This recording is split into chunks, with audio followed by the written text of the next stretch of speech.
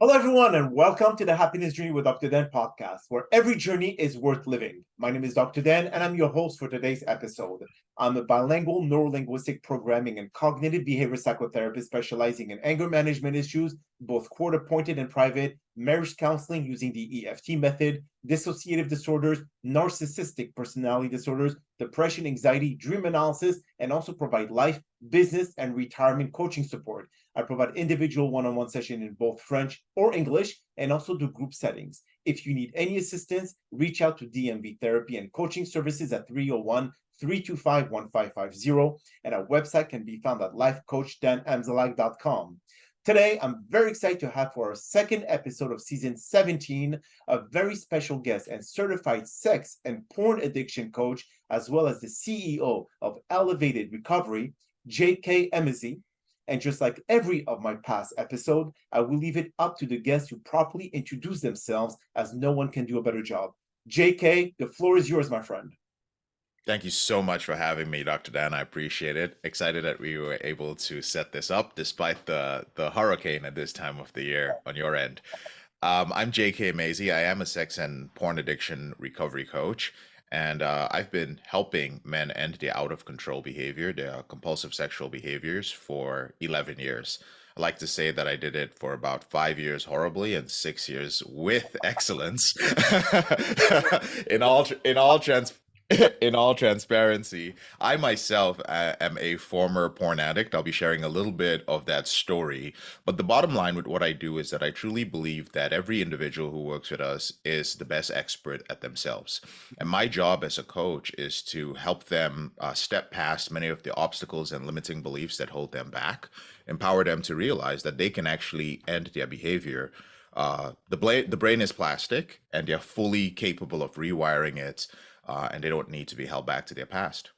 Beautiful. Well, JK, thank you so much for being here today. And I think that your expertise and knowledge in that field will definitely be able to enlighten some of our listeners. I'm not sure exactly what is the percentage of them that are have any type of addiction, especially to sex or porn. But I think that what information you can provide will definitely be of extreme amount of help. So again, thank you for being here today. So let's go back into the past and Mhm. jump into a DeLorean time machine and try to understand the history, or how do people become addicted to sex or porn? Okay, this is a great question. I think that we have to break it down into two separate things. There is pornography and there is sex.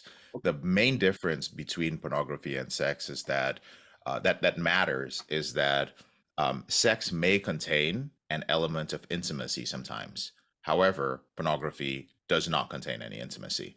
And this is important because the type of pornography that I would say 90% of the pornography out there, this is not a statistic, but those who watch pornography will understand what I mean, is high speed internet pornography, which simply means that at about pornography was something that back in the day you would was very difficult to access. It was very taboo. You would have to get in a train or a bus, go to the dark side of town across the tracks, buy the magazine, hide it under your coat, come back and hide it from the kids.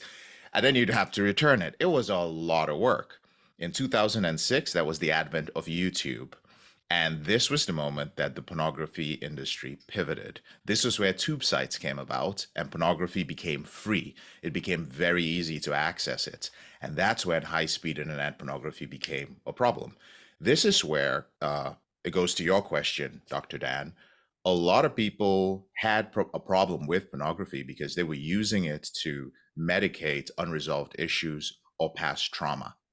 Now, because of its easy availability and the fact that you could just pick up your phone and you could view pornography anonymously, we had a new set of individuals who are now addicted to it because they're using it to anesthetize strong emotions, stress, loneliness, and a lack of intimacy.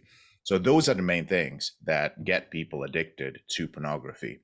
First of all, we would say unresolved issues, loneliness, a lack of intimacy, stress, strong emotions.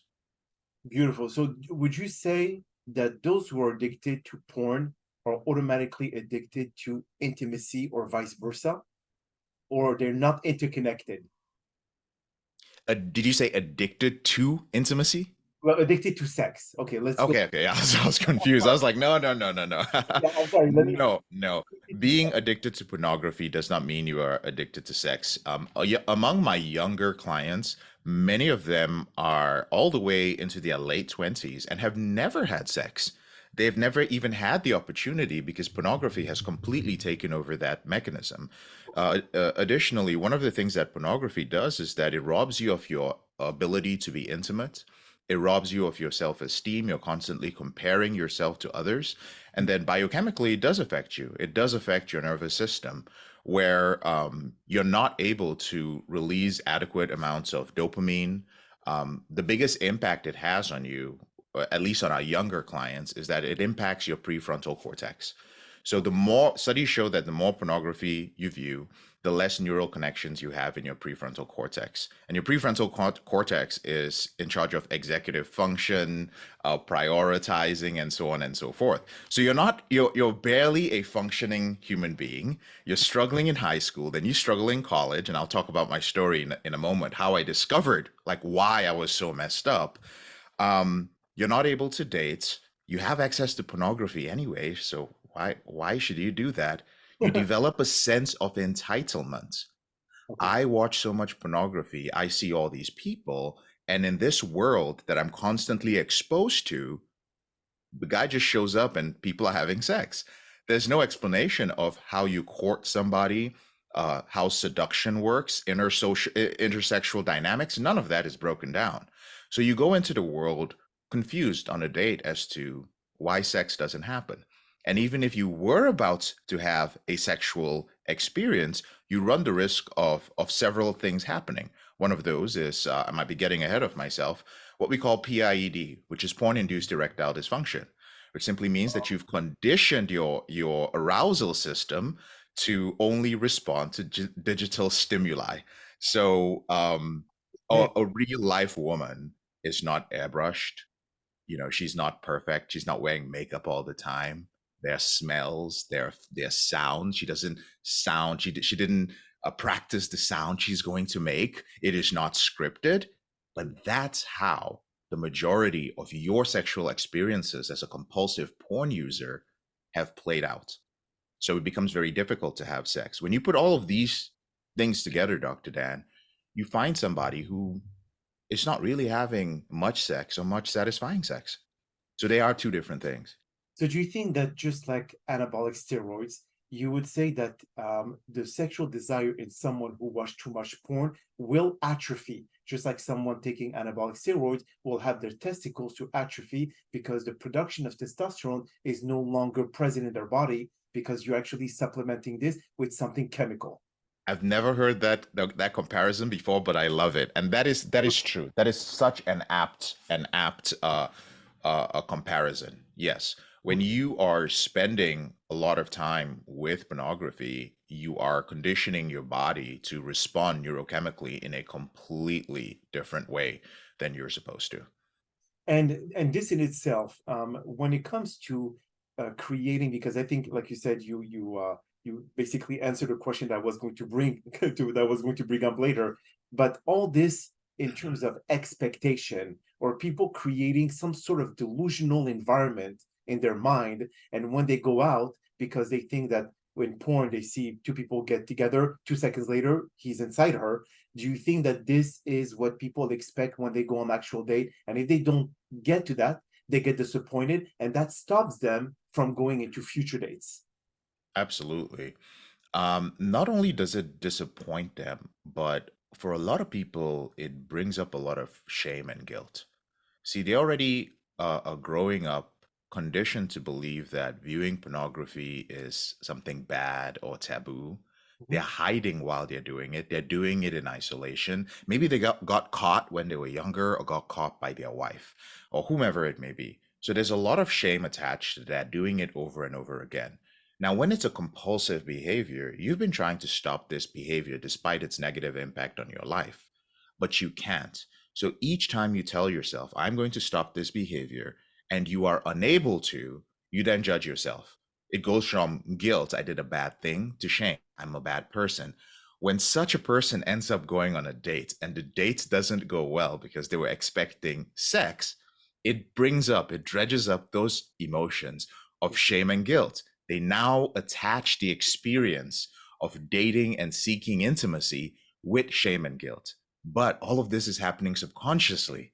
So they don't even know why they hate going on dates or why they are starting to become misogynistic. You see the problem there? I it becomes a vicious cycle. So then, okay, so let's go right into the meat of it.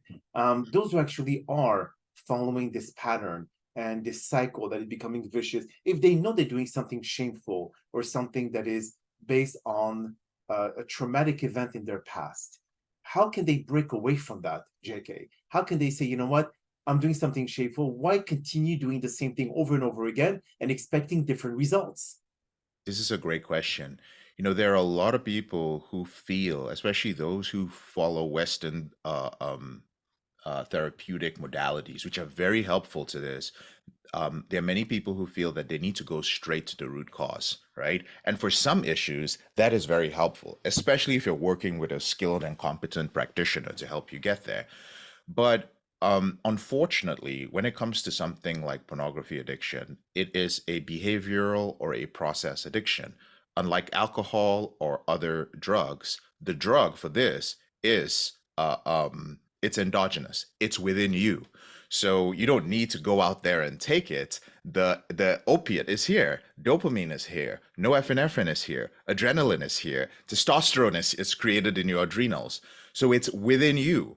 And what happens with that is I just lost my train of thought because I'm so I'm like literally so excited to share it with you. What was the question again? Just So help me get back on track for a So second. this become a vicious cycle. They know that they have a lot of shame in dealing with doing the same thing over and over again, but then they expect different results in terms of what should they do to be able to break that cycle.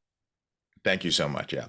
So instead of going for the root cause, the first thing they need to work on is changing their behavior because it's a behavioral addiction before they get to that point. So the system that we teach here at Porn Reboot is very simple. It's just a three-pronged system. The first thing is you need to work on the most basic habits. What are the boundaries that you are crossing? What's the self-care that you're not implementing in your life? Um, um, what are some of the other behaviors, such as building intimacy with your partner, things that you're ignoring in your life? That would be the habits. Unfortunately, that's where a lot of coaching ends. They Mhm. help people change their habits, people feel a little bit better about themselves, and then they relapse months later. The Right. second step is you have to make those habits a part of your lifestyle. And this is where you're doing it all the time. This is where you have accountability partners, people who are making sure it's a part of your life. You're controlling your environment a little bit better. When we talk about environment when it comes to pornography addiction, it's not just your physical environments, it's also what are you doing online? When are you getting stressed out during the day? How much time are you spending on social media? Is it throwing you off and is it triggering you? And this is where a lot of 12-step programs end because they put you into this lifestyle change and then they tell you it's once an addict, always an addict, or that you have to live with this for the rest of your life and you're always going to be recovering. There's nothing wrong with that. However, at Porn Reboot and for myself personally, I refuse to live that way.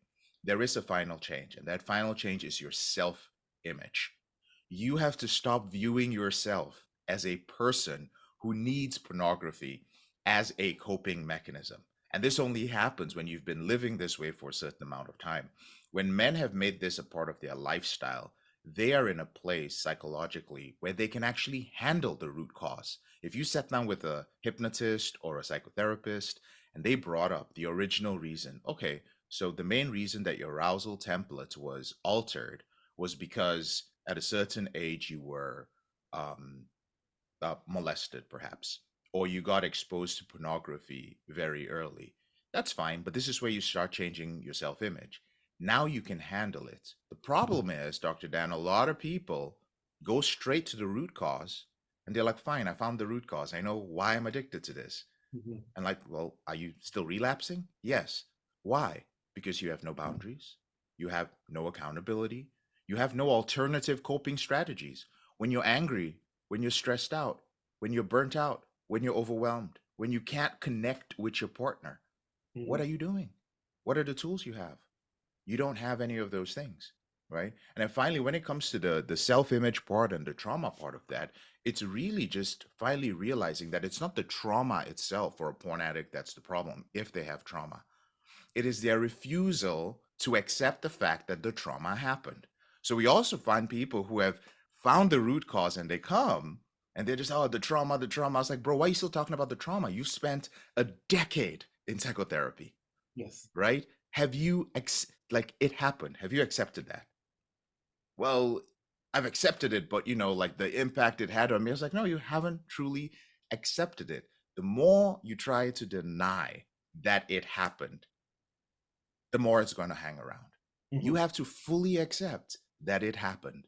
And this is one of the things that keeps people stuck in the self image stage. If you're listening to this and perhaps you've worked with a therapist and discovered the root cause of a sex or pornography addiction, and you still feel like you're holding on to the trauma, it's perhaps time to start asking yourself, is this something that I'm not accepting? And a great therapeutic method would be something like Albert Ellis's rational emotive behavioral therapy, which is wonderful for that if you're stuck. And also hypnotherapy does help a lot.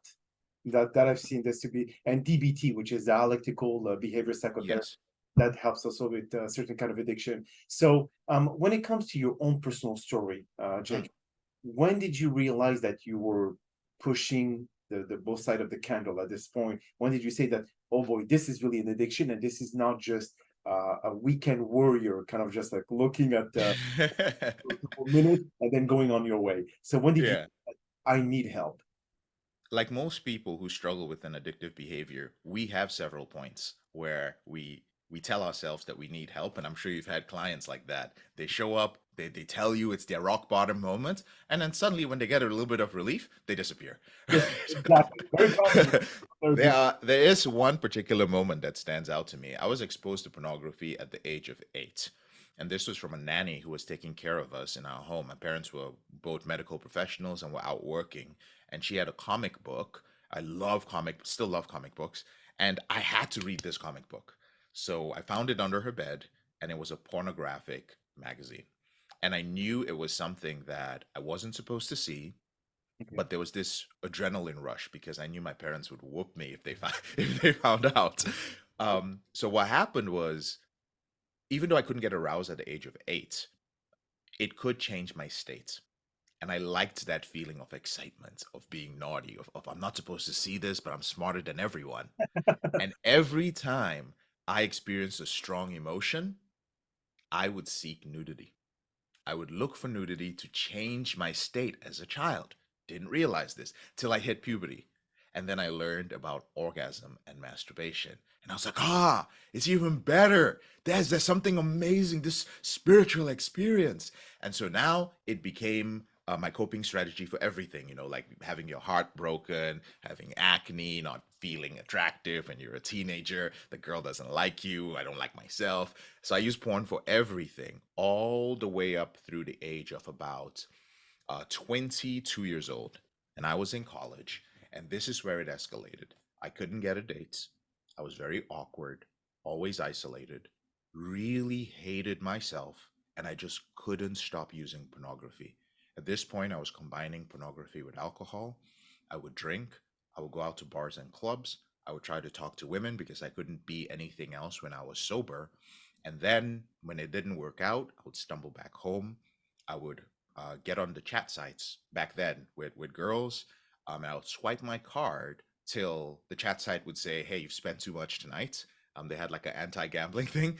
Don't Yes. do it anymore. And then after that, I would go to places like Craigslist and start seeking anonymous encounters. And it was on one of these occasions that I was catfished, as they called it.